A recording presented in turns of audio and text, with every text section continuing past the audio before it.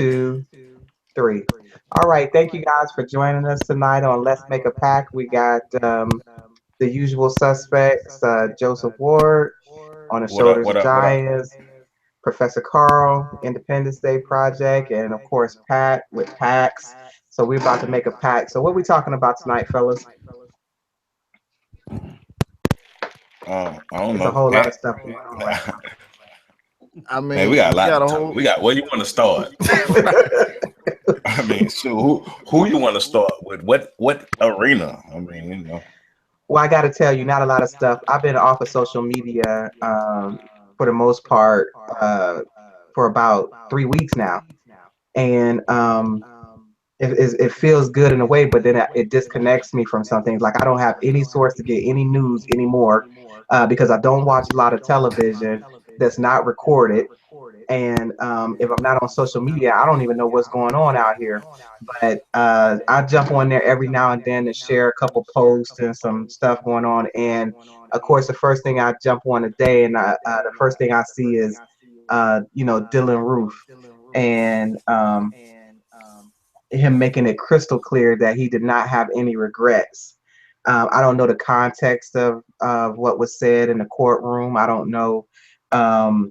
Even if it was sourced, you know what I'm saying? Like if it was a viable source, if it was true, statement that came directly from his mouth. But what I do know is that it had an immediate impact on my mood for the rest of the day.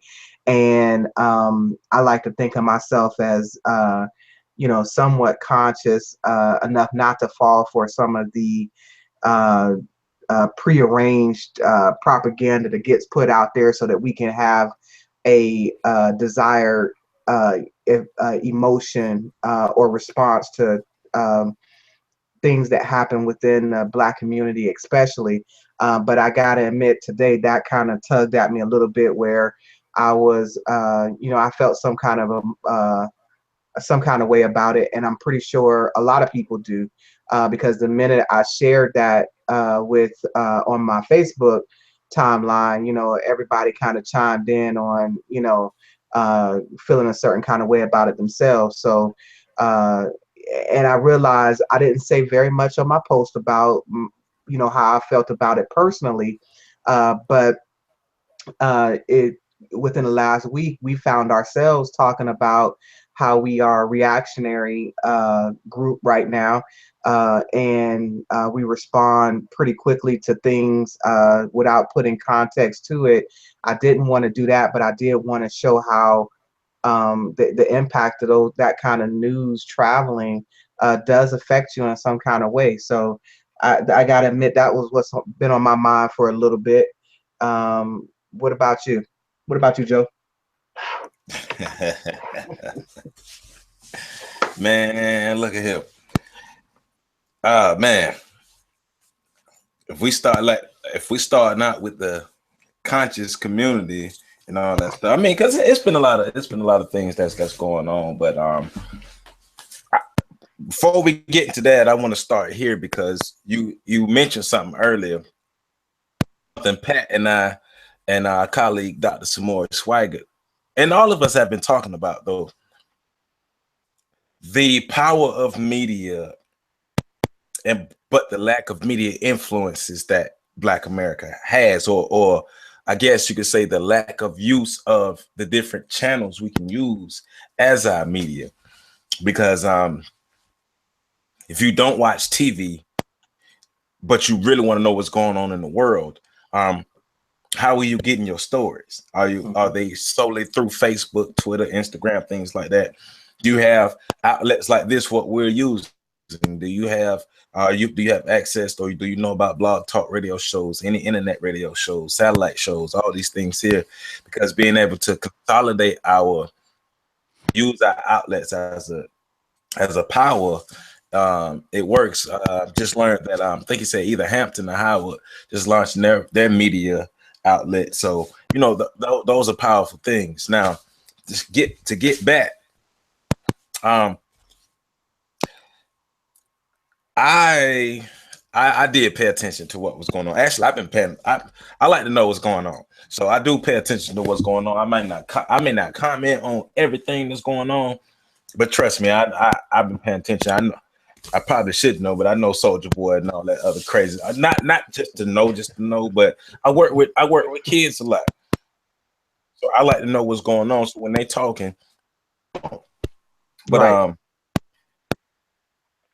the adults, the leaders, quote unquote, the conscious, quote unquote. See, now, if we got to get to the point where we throwing all these quotes up and stuff, that's how you know we as adults a whole lot. We haven't been doing things the right way like we should be doing. And we're not taking accountability for our actions. And that leads us to like this whole overall thing that's blown up in the conscious community now with these educators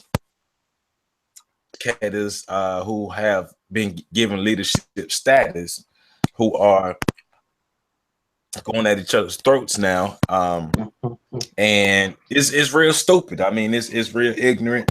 Of code, you know. Of course, you know it's breaking code, especially breaking that Vegas rule. What happens in the black community, stay in the black community. Call that man up. You got an issue with somebody. You a lady, you got an issue with another lady. Call her up. You a man, you got an issue with somebody. Call them up. And if you don't have their number, get their number so you can call them up and y'all can handle stuff behind closed doors. Because it's like we keep opening up our curtains to the world and say, hey man, y'all come and look. We we messed up. We still don't have our stuff together, but we just want to make sure that y'all know we don't have our stuff together. That's why we're gonna go live every time we got an issue. Instead of being leaders, being adults, and handling things the way that it should be handled, no matter how you feel. I don't care how you feel. I don't care if you feel attacked. I don't care if none of that stuff. It's a certain way to handle things. And well, we getting real on this thing, right? Oh, we real.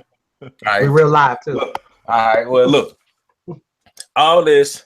First of all, if Sarnetta wouldn't have went live about the issue that he had with General Cyrus Massetti, because I'm gonna say this so I give people, if you don't know what's going on in the conscious community, about a couple weeks ago, Sarnetta from YouTube, he did a live video like we're doing now, and he was basically cussing out Cyrus Massetti and Young Pharaoh about their dealings and their issues with the debate that they were supposed to have. That was the beginning of all of this, and it kind of went. And the next thing I know, you have other people sticking their nose in it. So Dr. Umar Johnson, he saw that and he decided to make a video saying, well, he gonna call a council of elders, and he gonna dictate the elders and all these things here, and he can do this. And this is when he put his ego in it. Like, I can do this because I'm the biggest name in the conscious community. Nobody names rings louder than mine. And if you don't show up to this, I'm going to make sure that nobody shows up to your lectures anymore and all this and all that and all that. Wrong. So General Massetti didn't like that. He responded. Umar responded with his 45-minute classic video. And then here we are now. And I mean, it's up there with It's So Cold in the D. It's up there with it now.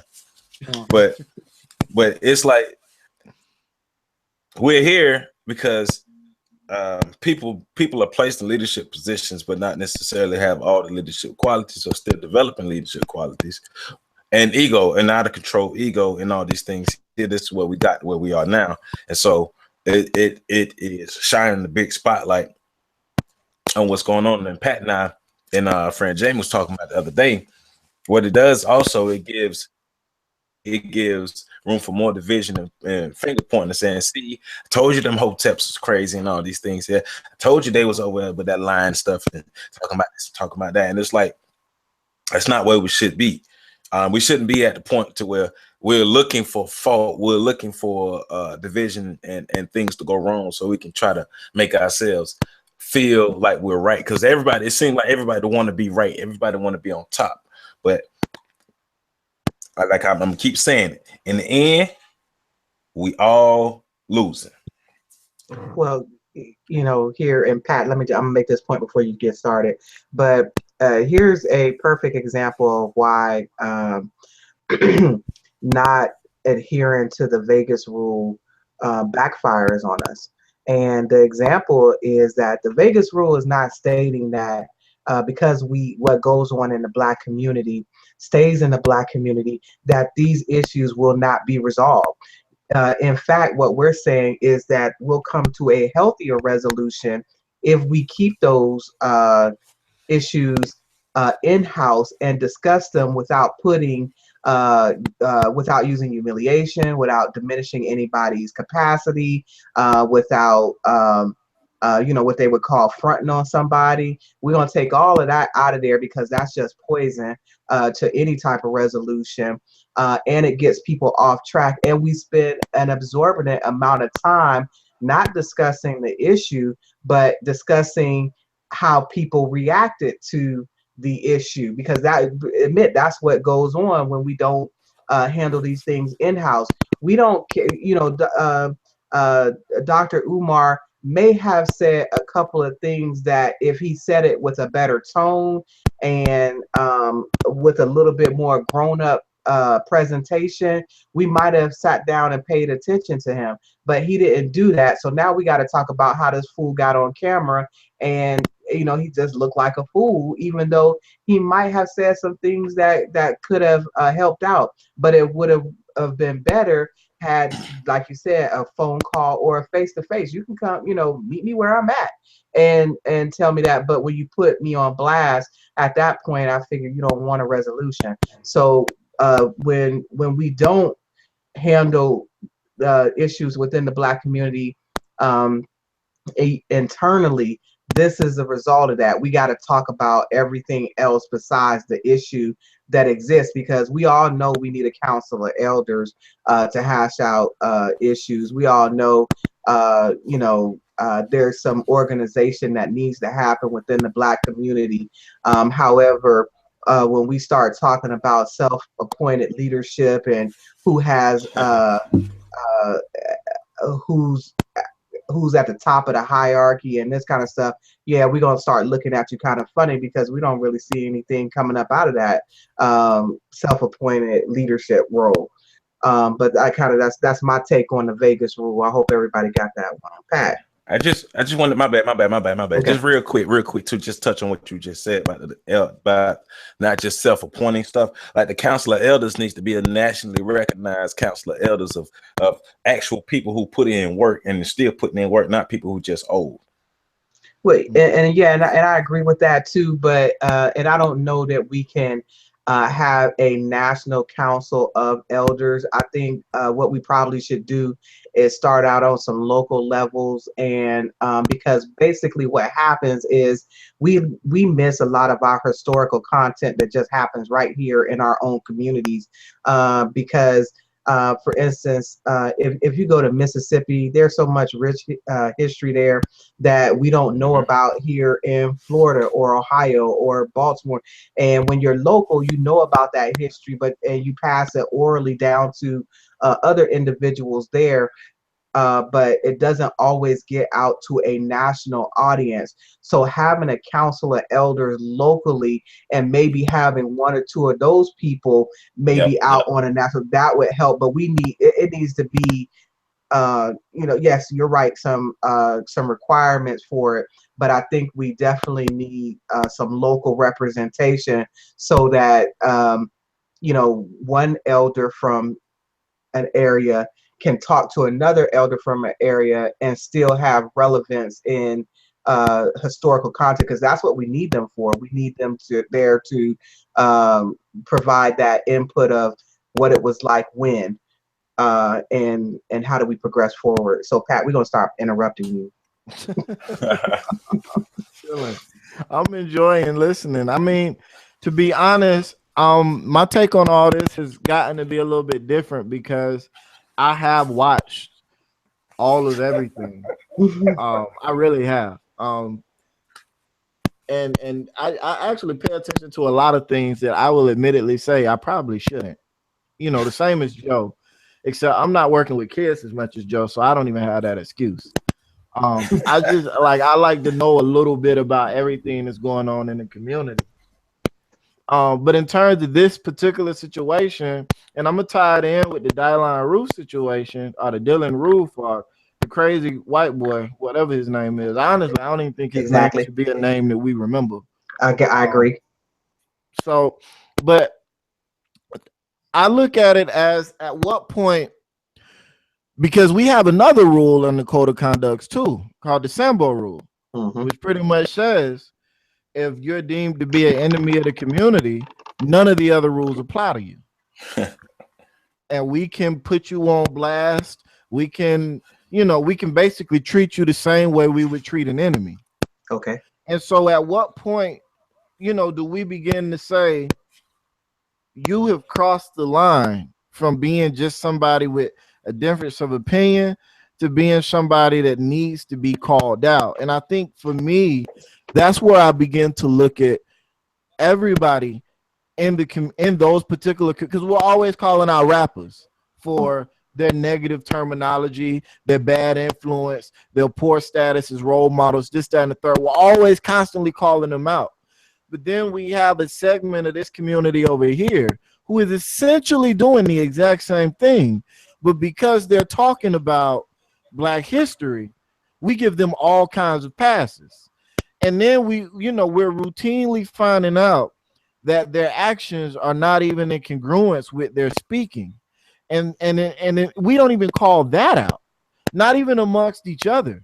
So we keep running into these problems where we keep having these negative components, these negative cultural components, because I look at what's been happening now with all of the cultural battles we're fighting nowadays, trying to get us to love each other, respect each other, unity, this, that, and the third.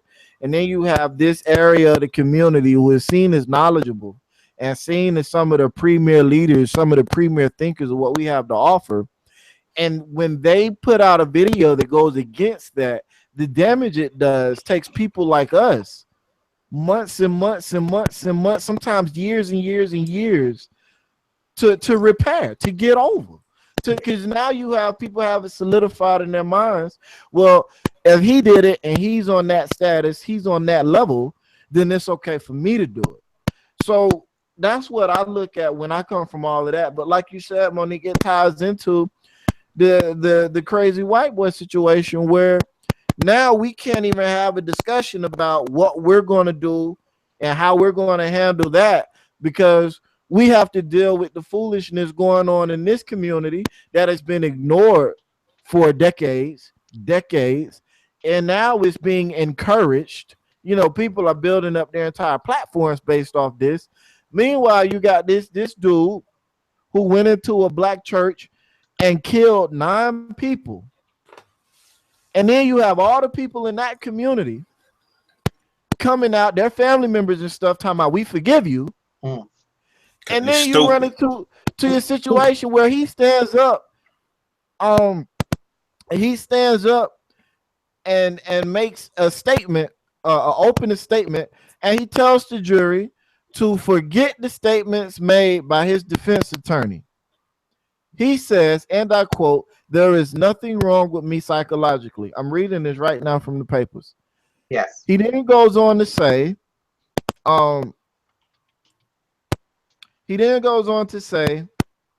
he decided to, Ruth said that it is absolutely true that he decided to act as his own attorney in order to keep Brooke from presenting his mental health records. But it isn't because I have a mental illness I don't want you to know about. It isn't because I'm trying to keep a secret. There is nothing wrong with me. And then he goes on to say, his sympathy is not with the people that died in the church. His sympathy is with all of the white people all over the world that are routinely killed by lower races. Yes. Now, we can't even begin to address that as a community because we have a large segment of the community operating as fans to people that don't deserve the leadership roles that we've given them. So we're constantly having to patch ourselves up. We're constantly having to patrol our, like, even if we wanted to say, you know what, we're just going to ignore that situation and do what we do, which we could do publicly, behind closed doors, we have to begin to strategize and come up with something that we can put in place to correct our culture. Because if we continue to ignore the behavior that's being put on display by this segment of the community, we're going to continue to have these issues where we're fighting each other. Now, we do want to starve the players, but at the same time, we have to address the issues. And it just becomes, like, for me, it just becomes frustrating. So I'm taking completely to what Professor Carlton Jones said during one of our conversations. Don't address them, address their fans. That's what I'm going to be doing from now on. I'm not even going to call out any of them, because, to be honest, these people wouldn't be able to speak about themselves in the third person if they weren't booking out shows, if they weren't True. traveling all over the nation, if they weren't getting paid all this money and being held to this status and getting looked at with the googly eyed and having people worshiping them, which we shouldn't worship anybody. I love Malcolm X to death. I am not going to worship that man. As a matter of fact, he said several things that I disagree with. Right. So we have to, like, it now, it becomes a juggling. It always has been, but now we're at a critical juncture, because if we truly want to find ourselves in a different situation than we have historically, we have to begin to address both sides of the equation. We have to begin to address the knuckleheadedness, foolishness, circus bullshit going on in our own community, and we have to begin to address all of those various social, political, and other white supremacist obstacles happening outside of our community. And we can't fully address those and adequately and efficiently address those until we address the bullshit we got in our own community. So that's where I go back to saying we also have the Sambo rule. Uh-huh. At what point do we say, you know what? I give a shit about what you did. I'm appreciative of it. I'm thankful for it. But what you did doesn't justify what you're doing. And now, because of what you're doing, we have to call you out in public, in front of everybody, so that you know that we're not fucking around. At what point do we cross that stage? Because I'm going to be completely honest on another point, and then I'm going to shut up. I haven't seen where any of these people have done anything in the community that would warrant or justify this level of behavior. Absolutely. Nothing whatsoever. I haven't seen any of them build anything that where they died tomorrow, we would be able to look at this institution or this structure and say they gave us that. Marcus Uh-huh. Garvey beefed with E.B. Du Bois, but Marcus Garvey built the UNIA. E.B. Du Bois built things. Like, what have these guys built that warrants this level of support and fandom? YouTube channels, A fan YouTube base, channels. a fan, yeah, fandemonium, or whatever that is. And so and we're exactly right. You know, we got to start addressing the fans. We really have to start putting them on notice that we recognize what's going on in terms of their support for the movement, for the Black community. You know, let's call it what it is. You know, nothing just because you like a few videos and share it. You have a indoctrinated opinion about a particular subject matter that your idol or whatever is talking about, doesn't make you a supporter of the movement. And we need supporters, but we also have to recognize clear and defined roles within the Black community. Who's going to advocate for you know, the Black community? Who's going to promote you know, the positive images in the Black community? Then there's people who are going to build and not be in the spotlight or the limelight as much. but they're going to be behind the scenes strategizing.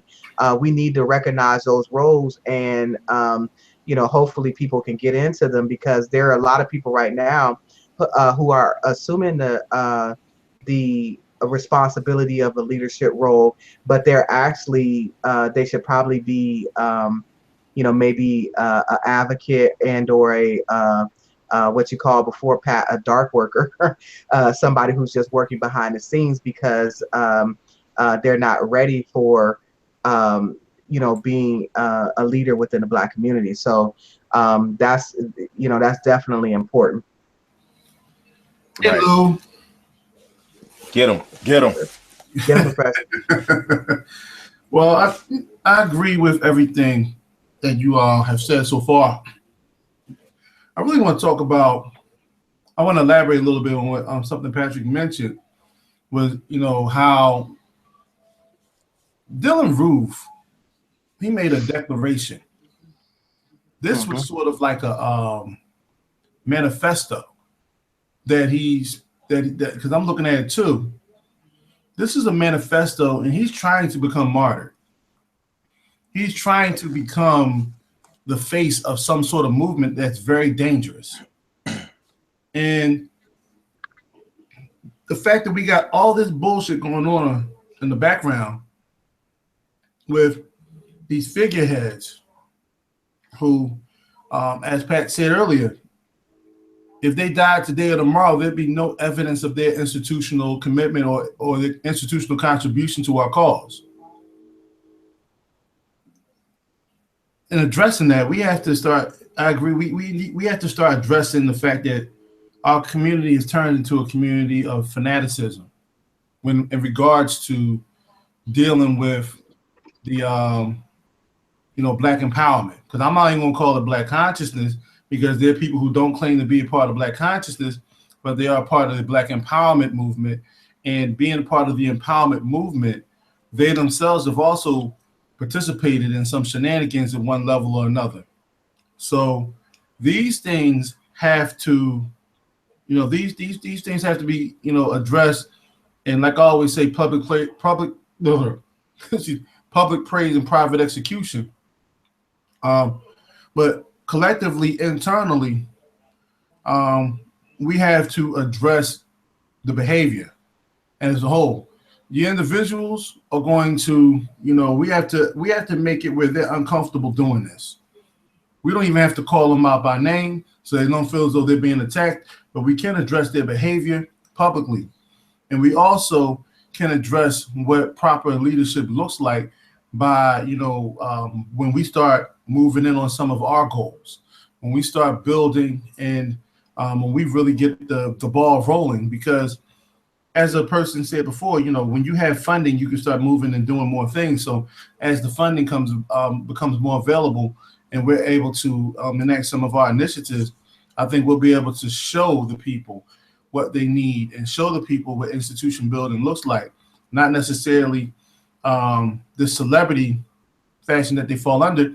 And I think we need to consistently address them, because you wouldn't have people beating on their chest and talking to and referring to themselves as the first this or the best this or the top that if they weren't being endorsed by the consumers, people, right? And because that's what they've become, consumers. It's funny, you don't hear people, as much as we complain about the church and its wasteful use of our resources, you never hear anybody referring to any followers of Creflo Dollar as fans. It's never stooped to that level. But time after time, whether it's a thread, whether it's a YouTube video, and so forth, I've consistently heard people being referred to, and particularly in this latest debate or debacle, as having fans. So I think a lot of Freudian slips are coming about, and people are starting to verbalize the fact that this is entertainment. This is theater. And I want to go back to some Brother Polite spoke on a few years ago when he was recorded asking about the debates. And his response was, whether you agree with Polite or not, his response was, the debates were theater for Black people. entertainment. Right. So, you know, when you really look at what they did when they started building that platform, it was never designed to empower the community. It was only designed to give to it's like a the black response to having an opera. But we have taken those platforms to mean more than they do, just like we take hip hop to mean more than it should mean, have the influence, more of an influence than it should. And we have to take that back, culturally speaking. This is why I love our code of conduct. I printed up a copy just so I can start glossing over it on a daily basis to get more familiar with it myself. You know, to make sure that, you know, we're out there enforcing these codes. And I'm really excited about the calendar, because that's something that, you know, subconsciously speaking, that will bring the consciousness of the people when they have this particular document in their hands. So, I mean, we're going to have to redress and redirect the culture, because as of right now, the culture is not even on life support right now. We're looking for a pulse, and we can't find, you know, so we're right now, we need to do some CPR. We might need to stand back and, you know, put the TENS jumps on there and try to restart the heart of this community, because right now we are struggling. We are a dying patient, and this Dylan Roof situation is really extreme. It's really important to pay attention to, because, you know, nothing has happened to deflate his influence over the last year. Nothing has happened that would make people who think like Dylan Roof, which happens to be a very large segment of this community, of this population here in America and all over the world. Nothing has happened to deter them from moving forward with their agenda. Nothing has happened to stop them. In fact, even with this recent presidency, they've all seemed to be encouraged to do more. And with this particular manifesto that he was able to deliver at court today, this right here is going to have monumental effects upon the community, because we're not ready or organized to handle a second Dylan Roof, a third Dylan Roof. Suppose one day 5 different cells of Dylan Roof appear in black churches or black malls or black movie theaters across the country. People forget that Aurora Theater movie shooting, that was a movie theater that black people frequented. They specifically chose that movie out of all the movies in Colorado. That movie theater was one where black people have frequented. And of course, they will live to have their day in court. So with that, I digress. Hey, man. I agree. Hey, man, we got to get our stuff together. I mean, that's point blank, period. We spend too much time with the bull, and in the end, we still losing. You know, when, like, I like to like really listen to things that people say. I mean, I'm like very logical and stuff, and so, you know, when I hear Dylan Roof saying that I did that because the lower races are killing us. So when you saying that, that's kind of like an oxymoron, you know, because that your race is the dominant race, but then you're also espousing scare tactics as well, and lies, because we say this all the time. Let's tune in. One of your stations in your car should be one of these alt-right crazy white stations. That should be one of those stations in your car when you're driving, and you need to go on your radio, wherever your space that you listen to music, and you need to listen to the things that these people are saying. Now think about just the last couple of weeks. We use non-media outlets for beef. They're using their media outlets to still continue to push their agenda and their messages. Like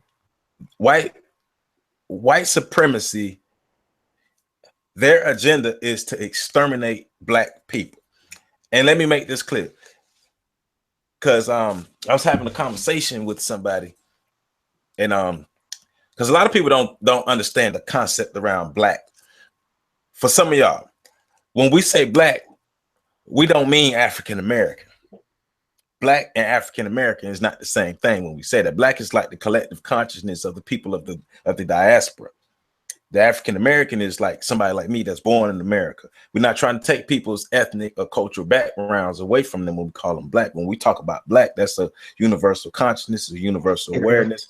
We're all children of the diaspora, and you know, it's some people who look just like me in China right now.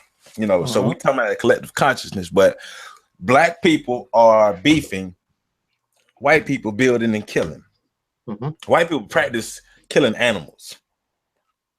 And they treat us the same way if they go to the savannah and kill a lion. They treat us the same way. They're white supremacies. They want to wipe us out. We got to get that. And they're successful. They're being successful at it too, right? Exactly. I mean, Dylan Roof essentially got away with this. We looking at you know, whatever's going on in court now, but that is an illusion in terms of the totality of the Black community, especially when we have individuals who are talking about forgiving Dylan. Yeah, stop that. Stop that, y'all. Man, look here, man. Look, people, stop being stupid, man. Stop. I don't care. I don't care what the Bible say. You can mix the Bible, you can mix the Torah, you can mix the Quran, and every holy book that ever came out. I don't care. Stop being stupid. Stop being stupid, people. You continue to, huh? No, go ahead, bro. Go ahead. You on the road. My fault.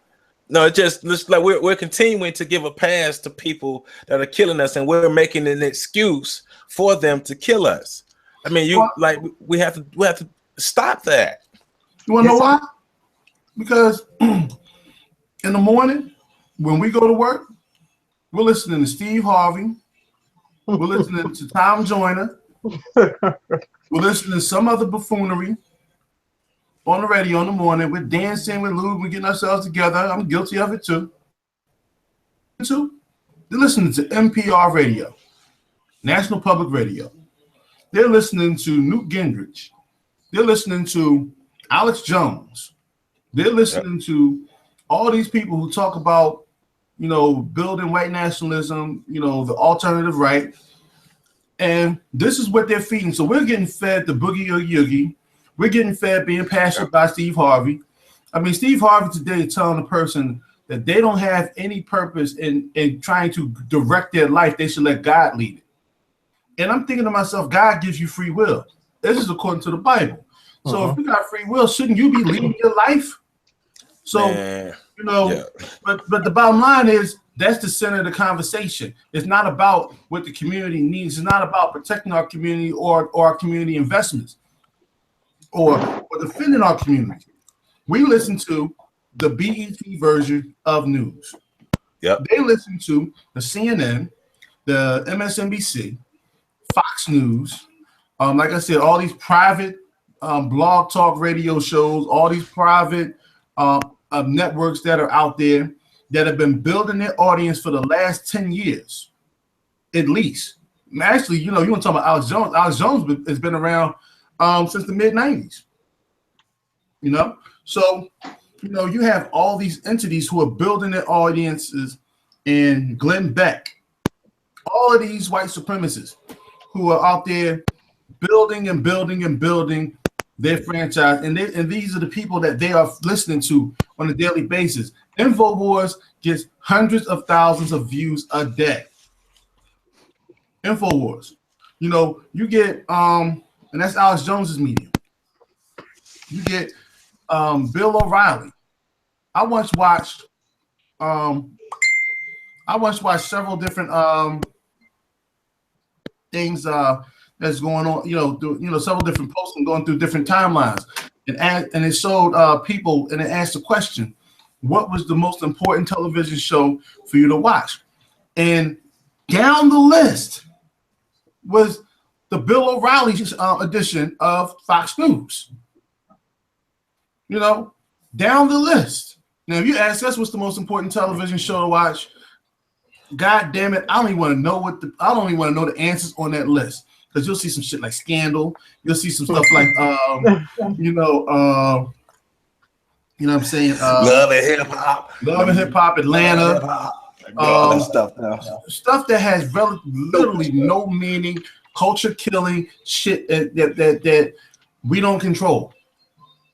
And but it's the main factor behind the influence. And But we have to address that too, because it's not like it's a lot of stuff out there that is designed to uplift us anyway. You know, so because if you asked me about a year ago about what's probably the most important thing that's to watch or listen to, I was just like Joe. I would just be like sitting in on their conversations and watching their shows. Not that I agree with anything what they said, but I just felt like if I wanted to know where my enemy was at, I needed to be paying attention to what they're talking about. So it's not even anything that I was watching that was out there to uplift us, except for things that you do find that are on the outskirts of things, documentaries and things of that nature. But on a daily basis, that television 24-hour cycle news feed of stuff that's coming out of the television for the Black community as a whole, to watch that can uplift us on television and or any other medium sources. Well, one of the things we have to do is understand, and just as you say, you're correct. And I do watch those shows just to keep an eye on, the enemies. This is just my opinion. This is not like, this is the method or whatever. But, I've gotten off of the 24-hour cycle period. I don't even really watch television. I might catch some sports here and there, but it's all in line with other things.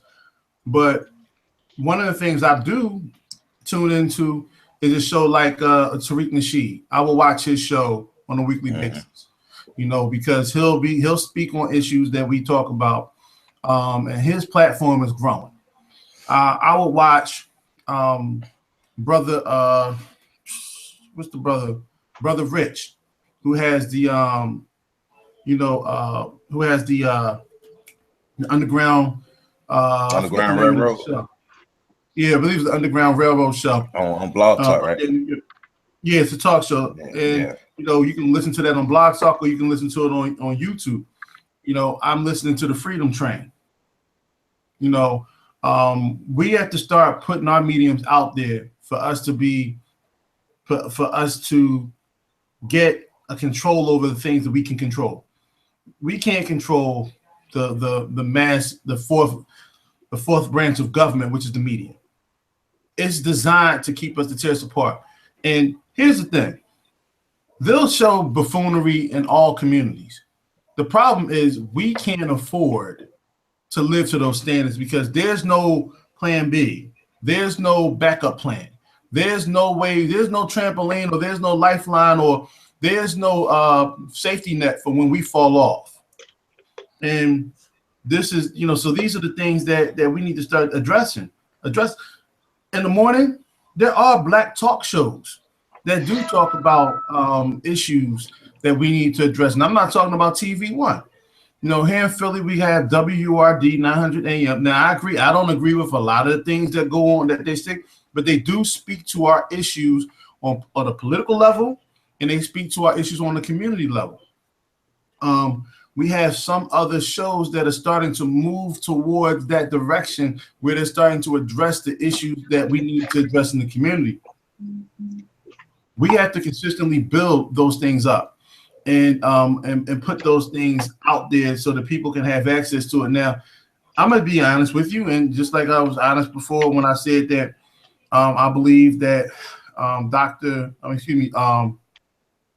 Honorable Elijah Muhammad was wrong when he said he'll put this clean glass of water next to a dirty glass of water and let the people decide. Okay. He assumed that the people wanted the clean glass of water, and the people said, "No, that dirty glass got a little oomph to it, and I need a little oomph to get me through my day."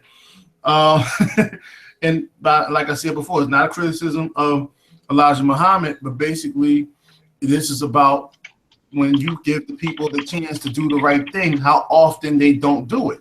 So when we have a black television network called Bounce. There's most cable networks don't even most cable subscribers don't even have Bounce in their have Bounce on their guide, but you can watch it off of cable. When you turn off the cable, it has a digital channel that you can access.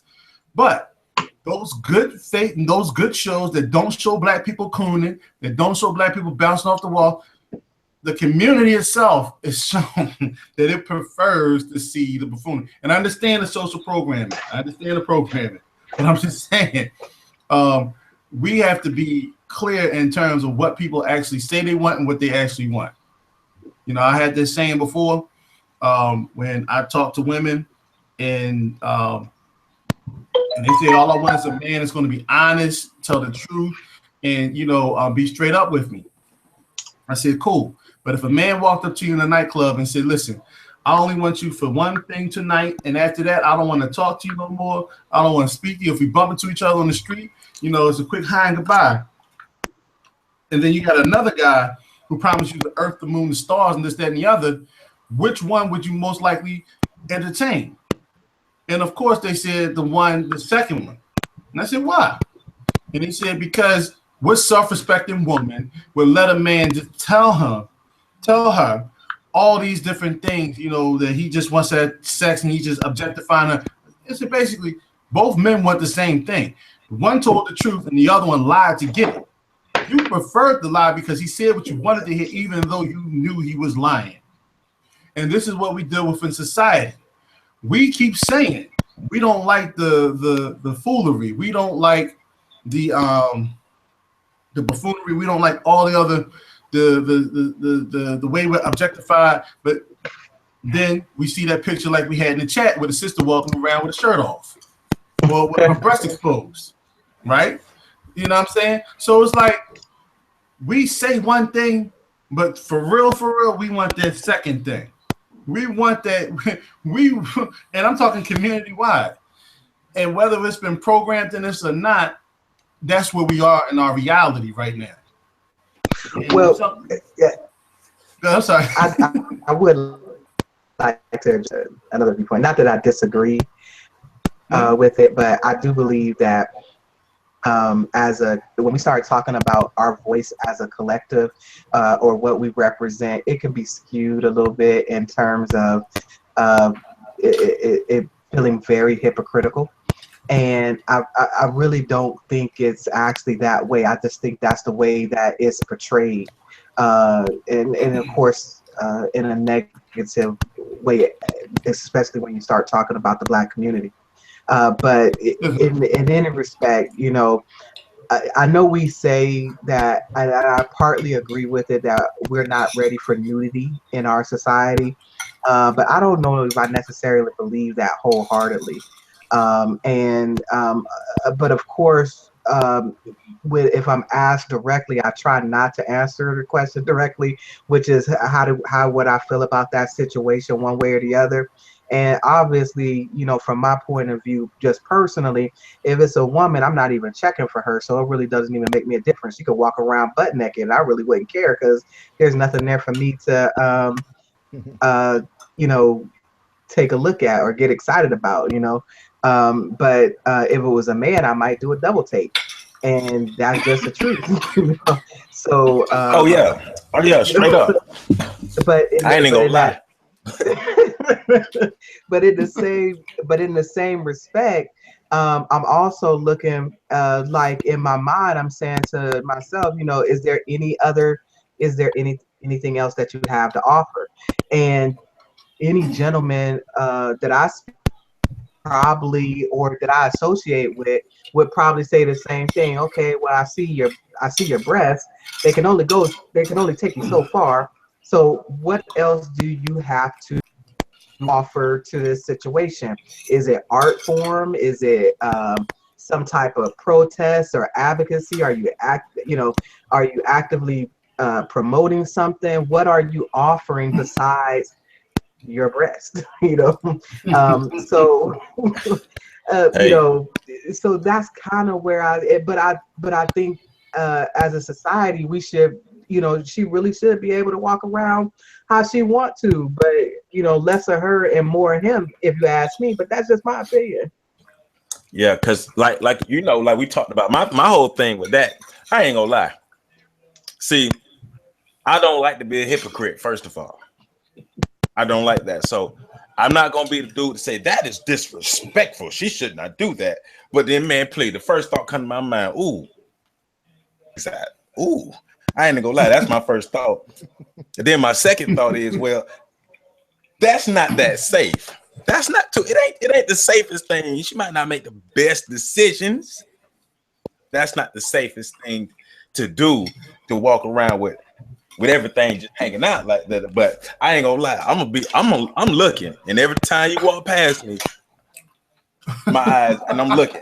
I ain't gonna lie, But see, but okay, so we talking about that you safety know, thing, right? Though, you know, mhm. I'm really am looking at the, you know, do or even vice versa, or a woman that would see like that they needed to violate that personal space from somebody just because because they are exposed, what you want to say.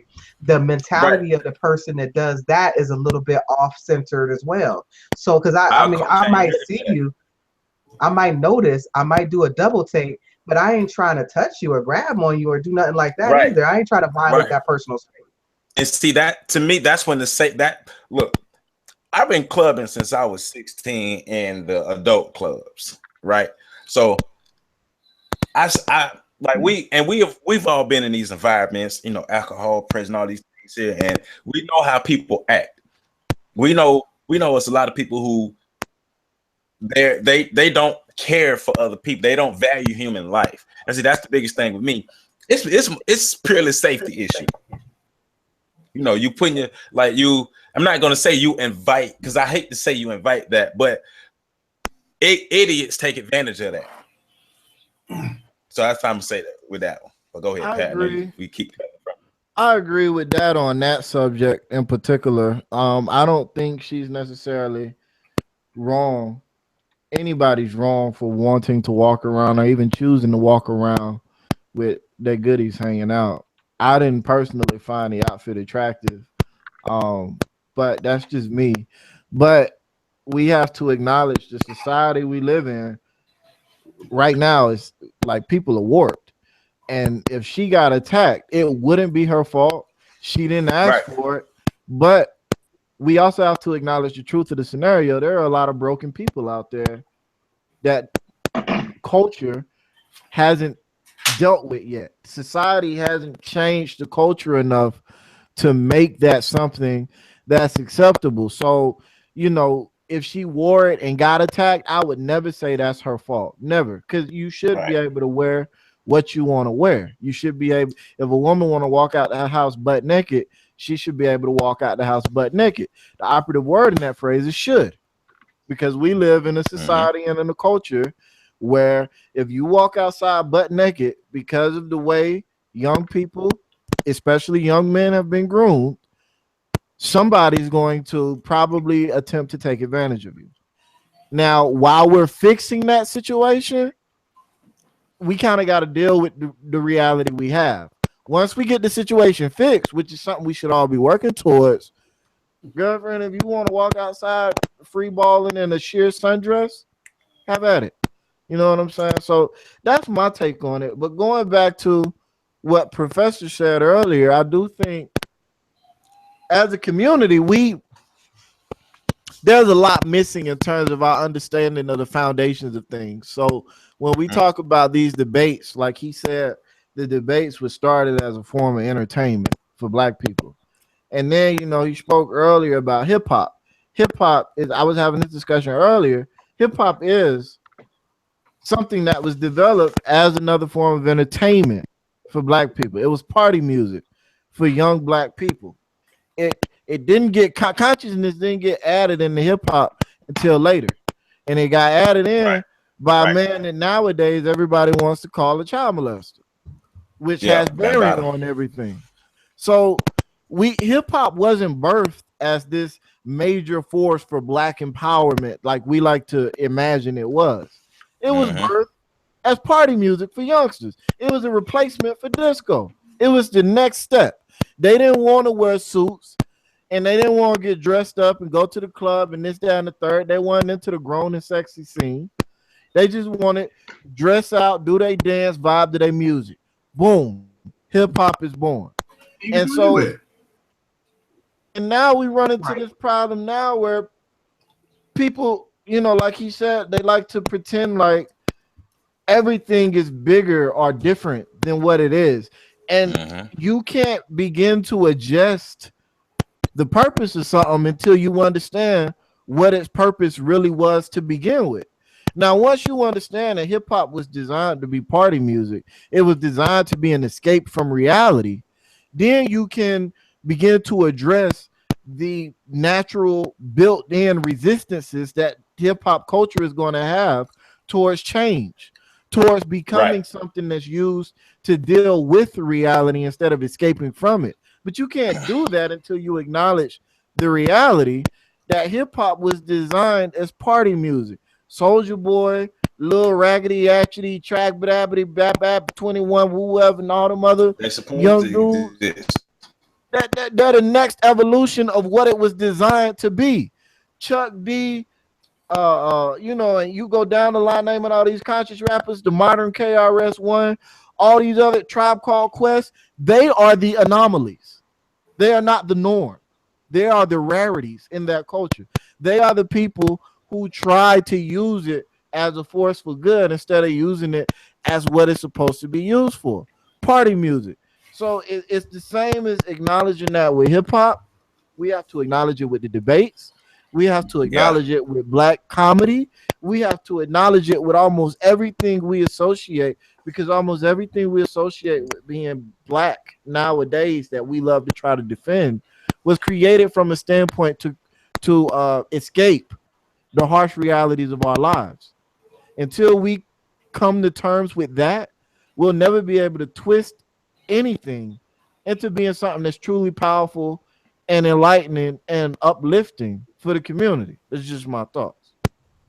Well, that's a serious reality check, you know, that we probably need to have. Listen, that mic wasn't even Showstopper. If that mic wasn't even stand, it would have been dropped.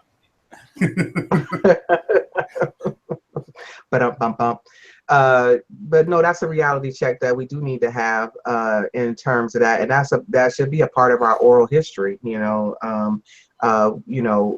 we could also say the same thing about filmmaking and what it was originally designed to do, and theater, and you know, being on stage, that kind of thing as well, and how it has evolved over time.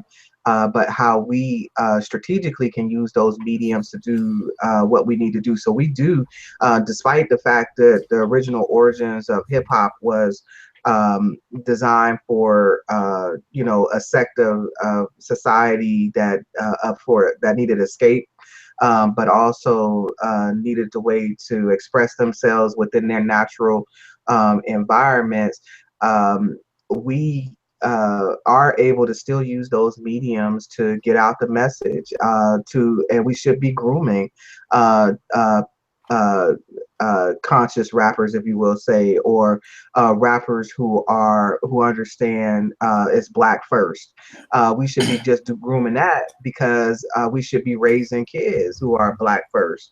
So if we're raising kids, who's to say which one is the next rapper, which one is the next you know, president of, you know, whatever, you know, but if we're raising them to be black first, whatever careers or opportunities they pursue in life, it will be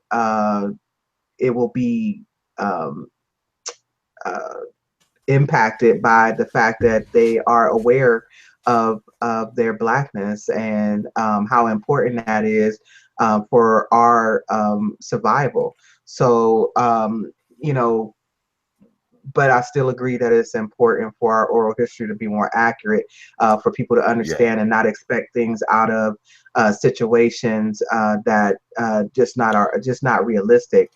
We should not be looking for our art forms to to progress us forward anyway. I don't believe that. We should Right. just be strategically playing chess, and using our art forms to disseminate a message. So and that's what we see being played out.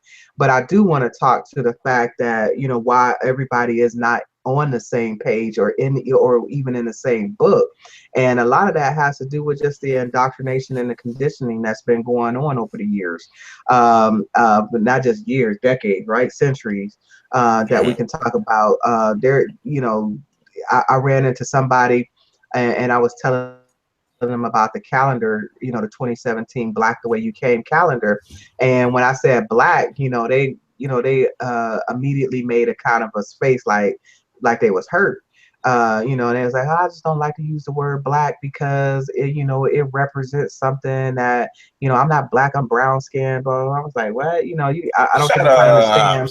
Yeah, I don't think you quite understand what that's supposed to mean. Just check out a little bit of Stop. Nina Simone, and I can Yeah, get you you to where sound you like a need to be. 2-year-old. Yeah, you do. You I was know just what I'm saying? I just had that conversation with my 3-year-old cousin. Like in her mind, I'm not black, I'm brown, because she's speaking in literal terms. She 3, she don't understand that, but you grown. Like, but the culture that we exist in on an everyday basis, the real culture, not the social media culture, not the TV culture, the culture that we exist in on a regular basis, is not conducive to or the environment is not created for us to thrive the way we should. Let's just be honest. How many like like how many people in black sections of town? Like I live on the south side of Tallahassee here, and the south side is the black side. My city is one of the last we read, it was the most economically segregated city in the United States. Like you when you come to Tallahassee, you know where the poor people live, but most of the poor people are black people. So we got like 184, maybe 200,000. Most of our population is students, and most of our poor people are, well, I ain't gonna say most of the poor people are black, but it's the large number of black people that are poor. But the environments that we're in, like when I'm driving through the South Side and just looking at the environments and the people in the environments, those seeds seem like they either haven't been planted or are just now being planted for a new paradigm to exist in these environments. But at the same time, though, how many of us, the talented 10th, how many of us are going back to these environments to help cultivate these environments, though? Like I was watching Sports Center the other day, and it was right before the Clemson and Ohio State game, and they were talking about the defensive lineman for Clemson, number 42, and how in the environment that he grew up in the original city that he came up in, how it was drugs, a lot of drugs, and his granddaddy got killed by the police and everything. So his family like, well, we need to make a better path for him, so we're gonna get him out of this neighborhood and never come back. But how many black people have that mentality? Let's get out of this environment and never come back. If nobody's coming back, how the hell you expect the environment to change and get better if nobody is even investing in changing? And see, if at the communal level we have no structure, no foundation, no goals, because we don't know a lot of these things that we're talking about because we don't research. We don't do our research. We're not reading. So like the foundation, like in order for you to understand what hip hop is, you got to study hip hop. In order for you to understand the power of film, you have to study film. Like learning about Oscar Micheaux, who's the first black film director, and him creating movies directly in response to the white movies, right? So I can't remember the name of the movie off the top of my head, but it was, I think, Within Our Gates. Yeah, Within Our Gates was the direct response to Birth of a Nation. So when we don't know this information, we have an issue. But at the same time, we go back, how many of us talented 10th are going back to make sure that we cultivate our communities, and then our communities can thrive? Because we need if you have to be the person to lead the community to get to better yourself, cool, come back though. Come back and make your community better. I will say this, Joe, that I believe that talented they really never left the community, because I do see quite a few people who, when I see them, although their level of knowledge and intelligence is beyond their environment, when they're there, they're just as comfortable there as any place else, and they've never left. I they never left the community. I just want to say that too. I do believe there's quite a few Yeah. people that are there. Well, Well, see, and go ahead, bro. Go ahead. say real quick, there are some who, because like here, I'm going off what I see here. We have one of our politicians, Anita Davis. She lives in the black community. Also, Ben Crump. Ben Crump ain't liked by a lot of people, but you drive into the black community, Ben Crump got his house in the black community. So there are still some resources in the community, but we need more. Like they're more being taken out. That, especially from what I've seen around these areas, in these southern areas, these rural southern areas, more resources are being taken out than bring back in. Yeah, absolutely. Gentrification is real, and that's how it begins, with just a mindset when everybody in the black community is saying we got to get our kids out of here. We got to get out of here. We can achieve out of oppression, and they believe that achieving out of oppression means that we move from one place to the next. Instead, we're just taking a mentality that was not meant for us to thrive in the first place, and we're plopping it down someplace else. And I even myself have been a victim to that, so I do understand that. Well, when you think about the term talented 10th, I think you need to really look at what that meant. That was a boule term created by W.E.B. Du Bois in the 1920s. And the talented 10th basically was speaking to the so-called black intellectual elite that would control the community and lead it, the 10th of the community, that would take, in other words, they're talking about specifically the cream of the crop in regards to, enduring to European standards. So I don't necessarily look at them in terms of what they should be doing, but I do look at people who do aspire to be in those circles. And this is more where we talk about the cultural piece. If we address the economics, we might create a class system in the black community, because culturally speaking, the economic portion would just be basically us replacing the system of white supremacy in terms of taking them out of their seats and putting other people into those seats who look like us, but not changing the circumstances or our community practices, our cultural practices. So when we talk about coming back to the community, and I think it's very important that we start going to some of these universities that are spewing out these brothers and sisters, and start to challenge them on changing their mindset in regards to what it means to be black, because that's just another form of escapism. I mean, we talked about hip hop, we talked about the debates, we talked about a lot of other things. Basically, socially, it is unacceptable to be successful in black. Socially speaking, if you're trying to be a part of the dominant society, if you're trying to find your niche, if you're trying to fit in, what do? We follow their example. They move out of the inner cities and they move to the suburbs. So what do? We follow them to the suburbs. Yeah. They move further out to rural communities. What do? Move further out to rural communities. We've never took the time to say, well, what about what we should do for our people in our community? It's always been trying to be acceptable to them, and at any cost. And they've made it clear, if you want any chance of being acceptable to us, then you have to wash yourself of this thing you call blackness, being a part of Africa, being melanated. You have to wash the stink of being black off of you. And so many of us, because we've been conditioned to, said, okay, that's all we need to do. Okay, cool. Then I'm a millennial. Let's live like millennials. Oh, cool. I'm a geek. Trash. Let's live like geeks. I'm black nerds now. Let's live like nerds. Let's do anything we can to not just be black. Not be black. Because Right. being black Right. is not good enough.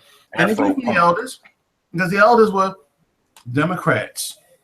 The elders were moderates. The other elders were liberals. The elders were part of the clique. And then into the conscious community, the members of all their different tribes and sects and all the different divisions, but very few of them speak on being African. Very few of them. Amazing. But so even there's this escapism of wanting to escape the stench of being black. I'm gonna tell you like this. I love how being black smells. Indeed. I wouldn't be anything else. I love this skin. Yes, sir. And I wouldn't be anything else. And I don't give a damn who says anything about light skinned folk. I'm still melanated. I'm melanated in this bitch. Yeah. Hey man, look, yeah. All right. No, because see, I got a problem with that though, man. Like even when I was in college and we was watching lectures, like I had this one professor who would take us to whatever the media center part of the campus. We would watch a couple of lectures and things, and the colorism in our community is issue. It's like it's still a big issue. Mm-hmm. Yeah, because first of all, you know, the baseline color issue of, you know, black is bad, just period, black is bad. But then when you get into the black community, if you're conscious and you black, then your mate has to be the darkest of dark skin. And if your mate ain't the darkest of dark skin, then you're a sellout. Right. And if you light skin, you ain't no real black person because you light skin. And then, you know, some people even go as far as say, well, light skinned people are mutations or something went wrong and all that. Like people study your history. People really study your history. Like the African has the ability to be the darkest of the dark and the lightest of the light. The African has that ability. So y'all need to research, read, use these phones for more than just looking at porn and Instagram people and stuff like that. Like research. I mean, that colorism thing, like it came up in all this fake wrestling conscious beef stuff. You know, when you light skinned, you're albino, you're white, and like those people aren't black people. Like an albino person isn't a black person. Like because you light skinned, you ain't a black person. All these things. So you have that on that end. So if you're not the blackest of the black on this end, then you're not cool. And then on the other end, on the bougie end, and on the I want to be down with white people end, if you're not light skinned, there's something wrong with you. You're dirty. If you know, so you have that's the paper bag test and all these things. So it's on each end of the spectrum. It's like black is beautiful. Being black is beautiful. Whether you dark or the dark or the light or the light, whether your hair like mine and it break clippers and stuff, or you got the silky hair and all these things here. Being black is beautiful. Y'all need to embrace y'all blackness and get over it. You black. And if you really want to know if you black or not, go to a clan, go to like some racist part of your state and see if they let you in, see how they treat you. That's how you really gonna find out. Because I can take you if you really want to find out, you come down to Tallahassee with me and we can come to some of these rural counties. We was talking the other day, we could take you back to show you what we can take you to Rosewood. We could take, but we don't even have to go that far. Like 3 years ago, my man Sam Carter, 3 years ago. Oh yeah, yep. To the coast, like the Gulf of Tallahassee sits an hour away from the Atlantic Ocean to the east and the Gulf of Mexico to like the south. So going south, as we go south, it get real racist and it get real rural. So like the Apalachicola area, they went to a restaurant and the lady and nobody in the restaurant, and they went to get food and the lady told my friend and the lady that was with him, hey, y'all can eat here, but we don't have no room for y'all. So you can't sit in here. You're not welcome here, basically. We don't want y'all niggas here. Man. And we have to wake up to all that stuff that with the colorism. We can't be doing it to ourselves. Like being black is beautiful. Love being black. And if somebody got a problem with your blackness, hey man, they can go jump off a cliff. you know, that's a part of the European indoctrination of everything that's black is bad, that we continue to perpetuate, of course. And you know, I don't know that that's even going to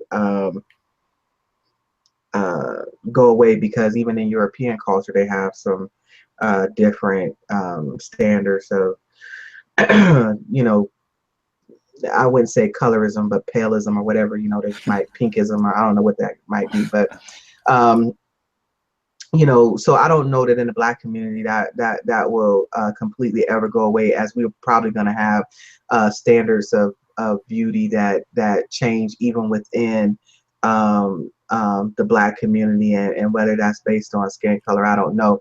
But I do know this: there's, you know, there's a walk, there's a talk, there's a inherent skill set or ability to do things that just are in black folks, that are, you know, that's there, and that's come from, you know, the light skinned or to the darkest, and it's unmistakable, it's recognizable. It's every time I see one, I recognize it, you know, every time I see those behaviors. So I just kind of like to stick to that standard and leave it at that. But you know, we do continue to perpetuate that European mindset. You know, even personally within my family, you know, they still talk about good hair. You know, and I'm like, well, what's good hair? You know, but you know, can I buy it $3.99 a pack? Can I, you know, tell me, you know, can I get it? But you know, I think the point is there's always going to be some type of fashion and beauty standards that set this tone for, you know, how we interact with each other. But that does not deter us from the message in the black community on strategizing and doing some things that we need to do. I hope that some of the subject matters that we talk about trump, you know, trumps all of that type of just intangible nonsense that we center around colorism and stuff like that. So, but it's about that hour that we talk about what we got going on. And some of our, it's 2017 now, everybody, according to the Gregorian calendar. Right. We just had a new year, and so we doing some things. You know, we got the calendar 2017 Black the Way You Came coming very soon, and I expect everybody to cop them one, so that they can have you know, those codes of conduct, and have them out there, read them every day. I'd like to read them every day myself, so I can just spot it when people are you know, doing what they supposed, not just when they're doing what they're not supposed to, but when they're doing what they're supposed to as well. So look for that to be coming real soon. And you know, I know On the Shoulders of Giants got a lot of stuff going on, Yeah. and the app all the way live. So yeah, Joe, tell them where to get that at. Hey, first thing I want to say is I'm glad your ringtone wasn't "These hoes ain't loyal" like your boy. Because I mean, at least you got Nina on there. That's what's up. so Black I tried to shut it down, y'all. My bad. I'm sorry. Nah, it's Nina. You can't, you don't do Nina like that. There you go. But no, I appreciate that. What do you have a copy of the calendar where people can see the calendar around you? I do have the copy of the calendar. It's in my car, and my daughter has my car right now. So I'm all right, so okay, guys. Say you put it up, yeah. But you know, for the Black the Way You Came calendar, it's going to be available at PACTSinc.org. So that's www.PACTSinc.org. So you make sure you go visit that, the Black the Way You Came calendar 2017 calendar, with our codes of conduct embedded within the calendar, as well as a lot of good information about On the Shoulders of Giants. And as you said, my books are available now. My books, On the Shoulders of Giants Volume 1, North America, the book, and the interactive PDF workbook are available on my website right now, www.ontheshoulders1.com. My On the Shoulders Giants African History Curriculum app is also available on my website, ontheshoulders1.com. I'm working on getting it on Amazon. Something with the coding and the binary files. I got to get that stuff figured out. But it will be available on Google Play Store Friday.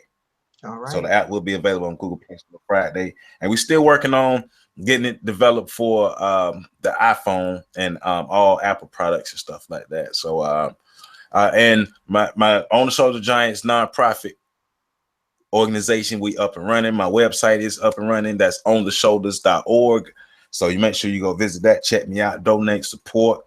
We need support so we can go out and do our research efforts, because part of the nonprofit organization is doing and conducting field research, real research in libraries, going to different countries, going to different places, sites, and taking the children and the people who are with me and conducting real field research. So I don't want to take up too much time because other people got to talk. So that's me. Peace out. All right. Yeah, support that. So Professor, what we got going on in the on our Independence Day project? Mute. You're on mute. Professor. You're on mute. There we go. There we go.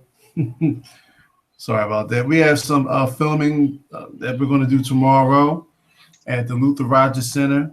We're also going to do some filming next week and wrap up all the filming. All the filming will be wrapped up by next week. And then we get to chop the film up and start to edit. You know, I'm glossing over movie edit programs, video edit programs right now. I'm down to 2, but basically it's just going to be the interface, which has the best interface, and that's the one we're going to go with, and start working. You know, I've already contacted a few people for some B-roll footage that's going out next week. I already have some B-roll footage, but some of the businesses, the local businesses here in Philadelphia, and if there's some local businesses across the country that would like to get down, you know, let me know. We have a sponsorship package that you can do, and to have your business featured in a full feature-length film. So okay. You're talking about something that you pay one small fee, one small donation, and you know you got unlimited amount of advertising. So you know we're very excited about that. I'm very excited about wrapping up this video edit part, and hopefully you know we'll be done. Hopefully, you know, we'll be done toward the end of January with all the chopping up and working on the film. We'll be done by then, hopefully. Okay. Also, we're looking to build looking to start an urban prepping series. It's not looking good for January because I want to really get this movie project done. So be on the lookout for that. Okay. Urban prepping, y'all get prepared out there. We ain't ready, so we got to get ready. So I'm looking forward to. I had to hop in town and catch one of those and kind of and bring back what I learned, so I can get some stuff going on here. So I look forward to being involved in something like that as well. So yeah, we got PACTS. You know, all the good information is at PACTS. All the you know, we even have a prepping document over at PACTS that everybody should go take a look at. So y'all go to www.pactsinc.org, PACTS Inc.org, and check the website out. The codes are there. They'll be in the calendar coming out soon, so y'all check us out. And thank you for joining us on this Wednesday, y'all. Peace and love. Peace.